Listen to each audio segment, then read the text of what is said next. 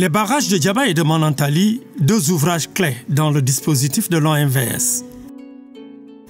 Placés à l'entrée de l'estuaire, juste avant le Sénégal, Diaba empêche la remontée de la langue salée en période de décrue, pendant que Manantali, avec ses trois immenses réservoirs de 99 milliards de mètres cubes d'eau, joue le rôle vital de régulation pour l'irrigation et la navigabilité du fleuve. Ces deux ouvrages sont les principaux leviers sur lesquels repose aujourd'hui la modernisation du potentiel hydro-agricole du bassin que parcourt le fleuve tout le long de ses 1750 km entre la Guinée, le Mali, la Mauritanie et le Sénégal. En effet, c'est grâce à ces deux outils que l'eau est disponible en toute saison tout le long de la vallée.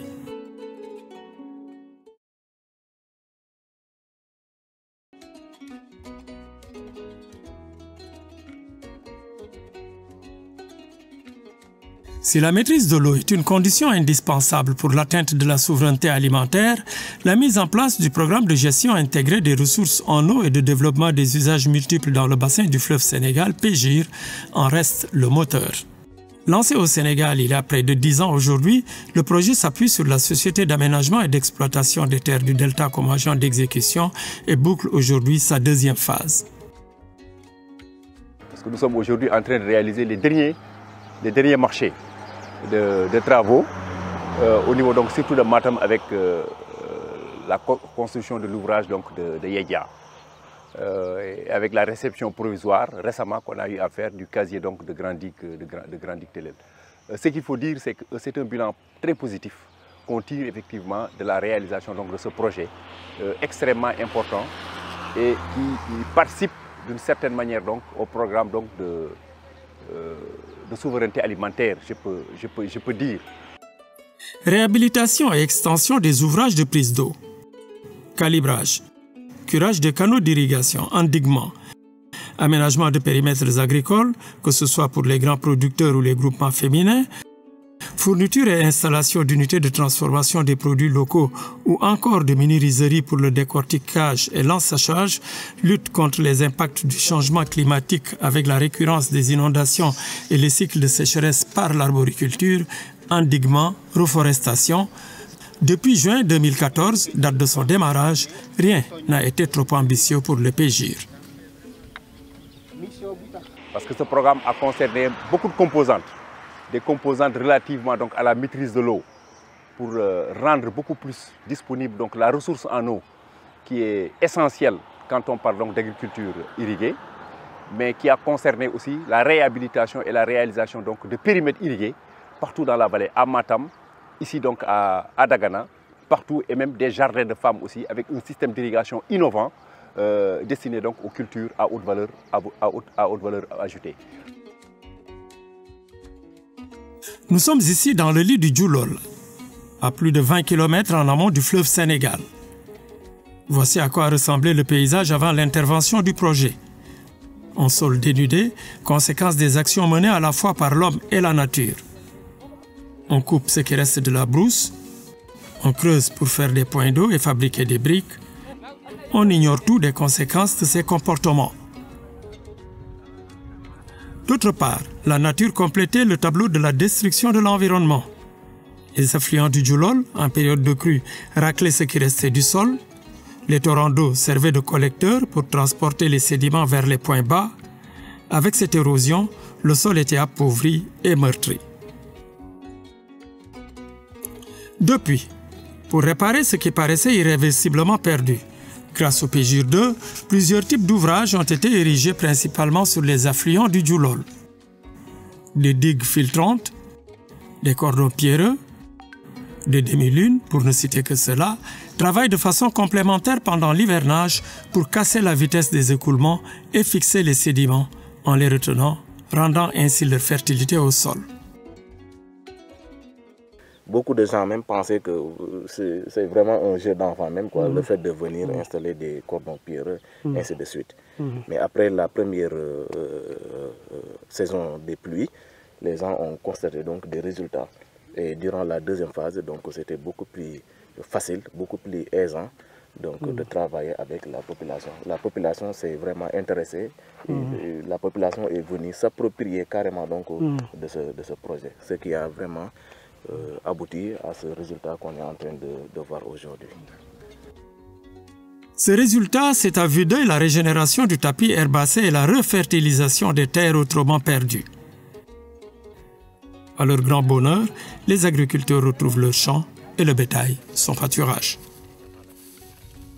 Au niveau de ces sites qui étaient carrément dénudés, avec en tout cas un terrain où on pouvait constater effectivement que rien ne permettait le développement du tapis herbacé, où on a, un an après, retrouvé effectivement un tapis herbacé qui est existant. Donc ça effectivement explique qu'il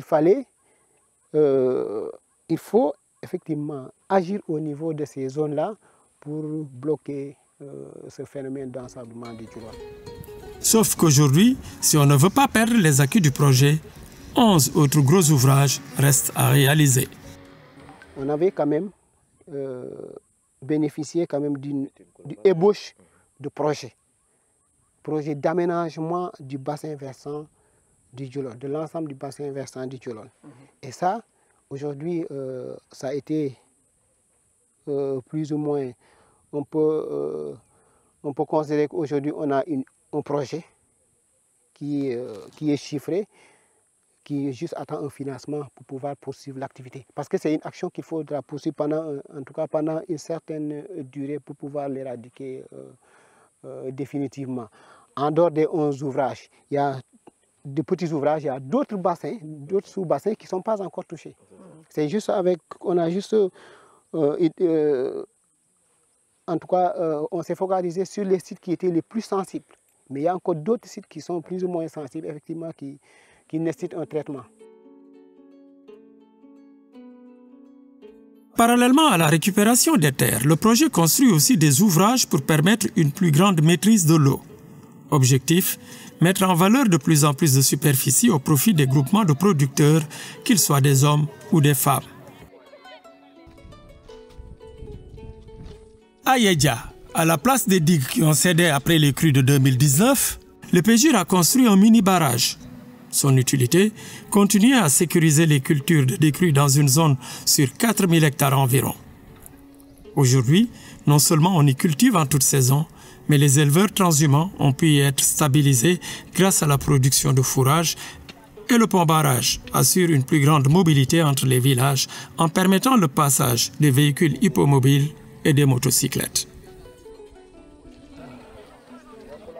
Nous sommes ici dans le périmètre maraîcher de Djeïla. Depuis 4 ans, 303 femmes y exploitent une parcelle de 5 hectares.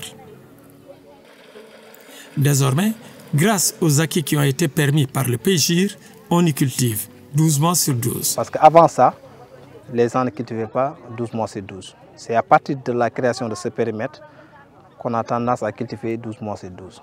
Parce que l'eau est disponible, on a la main-d'œuvre locale, le climat aussi est adapté. Pour plusieurs de ces femmes, les revenus tirés de ce périmètre sont réinvestis dans d'autres activités génératrices de revenus.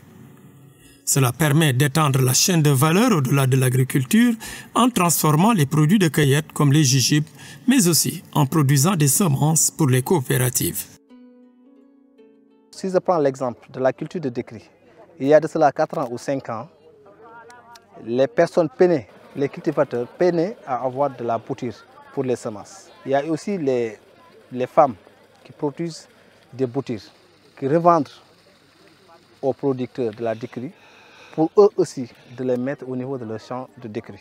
Et il y en a certaines qui tirent profit de 2 millions, de 3 millions. Et à cause de ça aussi, quand ces personnes-là retirent de cet argent, elles vont aussi, il y en a certaines qui construisent leur toit, il y en a d'autres qui achètent des motos Jakarta pour la création d'emplois. Donc ce qui veut dire qu'actuellement, la chaîne de valeur continue au-delà de ce périmètre.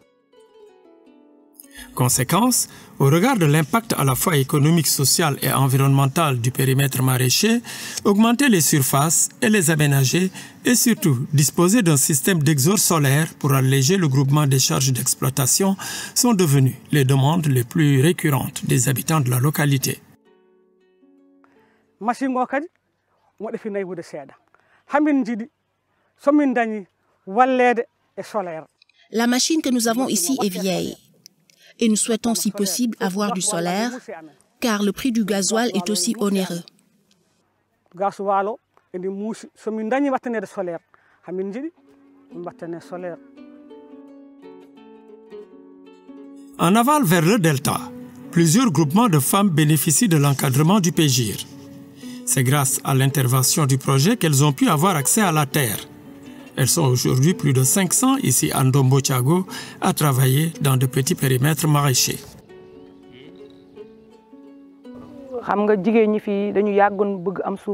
Ici, les femmes ont toujours souhaité avoir accès à la terre sans pouvoir l'obtenir. C'est un premier avantage pour nous que le PGIR nous ait accompagnés pour l'accès à la terre. Mais au-delà des spéculations que nous cultivons, certaines de nos aspirations restent encore à être comblées pour maximaliser nos attentes par rapport à l'accès à la terre. Elles concernent le système d'irrigation. C'est l'accessibilité à l'eau qui demeure le problème le plus difficile pour nous et qu'il faut améliorer. À côté des petits périmètres maraîchers dédiés aux femmes, voici les aménagements hydro-agricoles de Orkadiéré.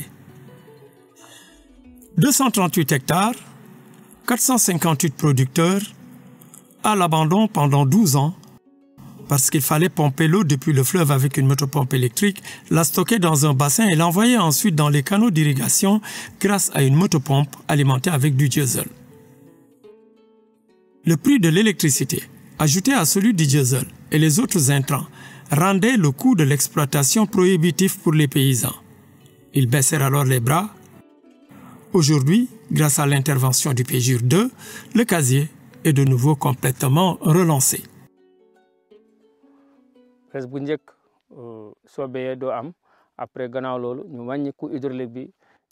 Avant, les cultures n'étaient pas rentables. Après, on a diminué le prix de l'eau. Mais c'est grâce au PGIR qui a repris le canal depuis la station de pompage jusque dans les champs. Ensuite, il a repris le planage des parcelles en AK.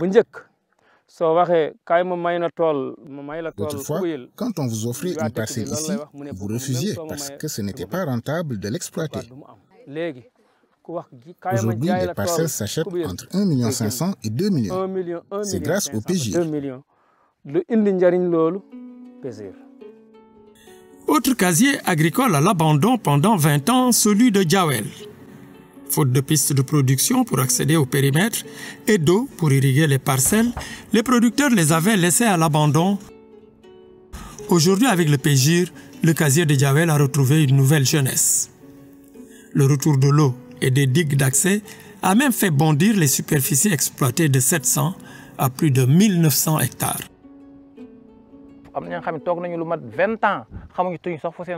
Il y a des gens qui, à Djawel, sont restés 20 ans sans mettre les pieds dans leur parcelle. Ils ne savaient plus où se trouvait leur champ. Mais c'est le projet qui les a ramenés dans leur champ. Ils se sont remis à la production parce que le projet a comblé deux manques essentiels, l'eau et les pistes de production pour accéder aux parcelles. Nous, en tant que paysans, nous tenons particulièrement à remercier le projet parce qu'il tire à sa fin. Nous allons continuer à travailler, mais avec toutefois un bémol qui est la conséquence de la relance des activités. L'eau qui irrigue les périmètres doit être drainée à un moment donné pour éviter qu'elle ne stagne trop longtemps. À défaut, les sols sont de nouveau envahis par le sel. Malheureusement, aucun système de drainage n'a été prévu et cette salinisation est en train de conduire à l'abandon de plus en plus de parcelles. Désormais, le PGIR participe à la grande bataille lancée par les autorités sénégalaises pour l'autosuffisance alimentaire à l'image des aménagements de grandes digues Telel. Et si les paysans sont comblés par l'importance des investissements conséquents qui ont été consentis ici, ils n'en demeurent pas moins vigilants et critiques quant à la façon dont les projets sont réalisés.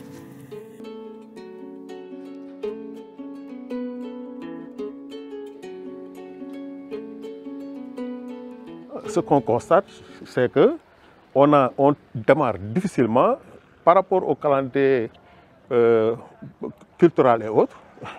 On est pratiquement le 18 mai, en ce moment, il y en a qui ont des problèmes d'accès d'eau, il y en a qui, jusqu'à présent, sont en train de faire des semis et autres. Vraiment, c'est quelque chose qu'on déplore vraiment. Produire et transformer du riz dans les mini-rizeries. Produire et transformer des fruits et légumes pour leur donner une plus grande valeur ajoutée, atténuer les effets du réchauffement climatique.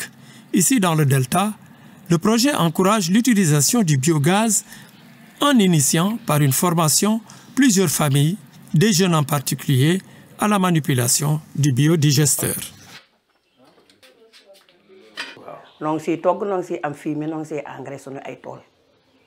On cuisine avec et on a du fumier qui nous sert d'engrais pour nos champs sans aucun danger chimique. C'est un gros avantage pour nous et nous nous reconnaissons parfaitement dedans. Et on souhaiterait une extension du système à tout le monde, que chacun aille chercher des vaches.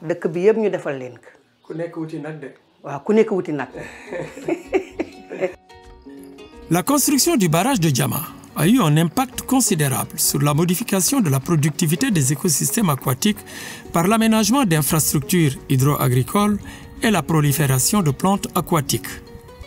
Aujourd'hui, il faut ajouter à ces deux facteurs les effets du changement climatique avec comme conséquence une baisse drastique de la production de poissons. Pour faire face à ce problème et relancer la disponibilité du poisson, le projet a mis en place plusieurs bassins pour l'aquaculture, dont cette ferme piscicole moderne à Gaïa. Si on fait un peu l'historique de la pêche au niveau du département de Dagana, vous savez qu'avant la mise en service des barrages Diama et Malantali, des infrastructures hydro-agricoles, il y avait du poisson à gogo dans cette zone, le poisson d'eau douce.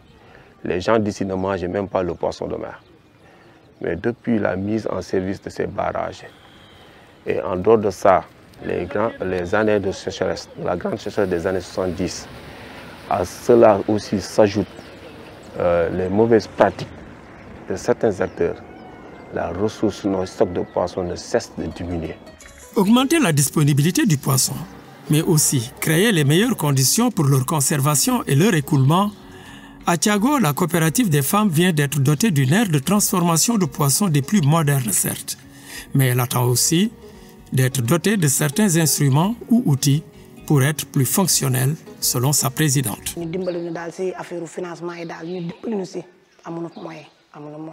On n'a pas beaucoup de moyens.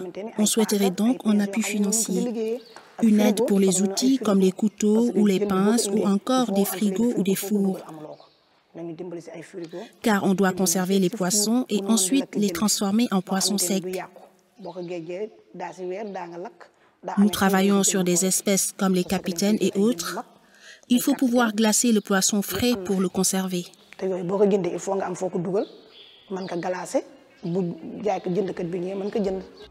Niché à l'entrée du parc de Djoudj, voici le système d'approvisionnement en eau potable de Rhône et de Djam Djam. Surplombée par ses bassines de décantation et un château d'eau de 55 mètres cubes, la station de pompage peut envoyer jusqu'à 14 mètres cubes heure dans le réseau de distribution. De l'eau directement puisée du fleuve est rendue potable. Elle contribue désormais à la fois à la santé des populations, mais aussi, pour ceux qui ont le sens des affaires, à des gains substantiels au niveau financier. Fatoumata a été la première femme à vendre de l'eau dans le village. Au commencement, je pouvais verser jusqu'à 100 000 ou plus. Mais maintenant, ça a diminué. Car beaucoup de gens ont pu se procurer un branchement individuel. L'eau nous est d'une grande utilité, surtout pour les femmes. En effet, avant la construction de ce système d'approvisionnement, les maladies hydriques, les maladies tropicales négligées, la bilharziose ou encore le paludisme étaient légion dans ces villages. L'eau y était certes disponible, mais pas potable et donc vecteur de plusieurs maladies. Pour combattre ces maladies, le projet a développé un volet santé confié à l'ONG ENDA. Activités de sensibilisation, stratégie de partage de l'information avec les autorités et les communautés de base, l'adhésion aux activités mises en place a pu être obtenue par une méthode de persuasion en passant par les enfants à l'école ou les parents d'élèves. Pour l'ensemble des écoles qui devaient être touchées, on les accompagnait par rapport aux médicaments, par rapport à la sensibilisation, par rapport à la prise en charge. Maintenant, ces campagnes-là, on avait toujours des difficultés, parce qu'il y avait des difficultés au niveau de l'école, sur les résistances de ces médicaments et tout cela.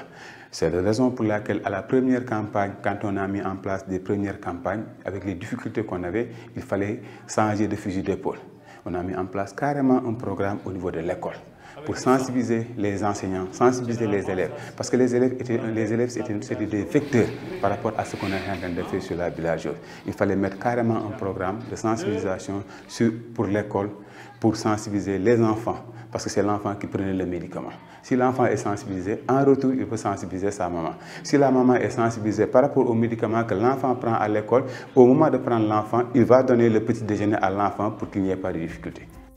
Avec le PEGIR, l'organisation de la mise en valeur du fleuve Sénégal semble avoir trouvé un levier essentiel dans sa lutte contre la pauvreté, la réalisation de l'autosuffisance alimentaire et le développement économique à la base, à la plus grande satisfaction des communautés ciblées.